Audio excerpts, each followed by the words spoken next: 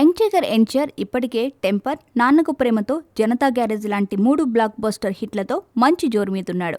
Janata garage cinema 85 కోట్లు share రాబట్టి ఎన్టీఆర్ కెరీర్లోనే తిరుగులేని బ్లాక్ బస్టర్ హిట్ కొట్టింది. ఈ సినిమా తర్వాత ఎన్టీఆర్ చిన్నపాటి లాంగ్ గ్యాప్ తీసుకుని పవర్, సర్దార్ గబ్బర్ సింగ్ సినిమాల డైరెక్టర్ కెఎస్ రవీంద్ర డైరెక్షన్లో జైలవకుశ సినిమా చేస్తున్నాడు. ఎన్టీఆర్ ఆర్ట్స్ బ్యానర్పై నందమూరి కళ్యాణ్ రామ్ నిర్మిస్తున్న ఈ సినిమా బిజినెస్ పరంగా అప్పుడే కొత్త రికార్డులు క్రియేట్ చేస్తుంది.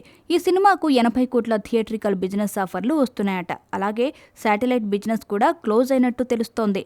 ప్రముఖ entertainment channel Gemini Jai Lava Kusa satellite రైట్స్ను 14 కోట్ల రూపాయలకు సొంతం చేసుకున్నట్టు తెలుస్తోంది. ఈ రేటు ఎన్టీఆర్ కెరీర్లో రికార్డు స్థాయి రేటుగా నిలుస్తోంది. ఈ సినిమాను ఎన్టీఆర్ తన చివరి cinema Janata garage release date అయిన సెప్టెంబర్ 1న రిలీజ్ చేసేందుకు చిత్ర యూనిట్ సన్నాహాలు చేస్తోందట.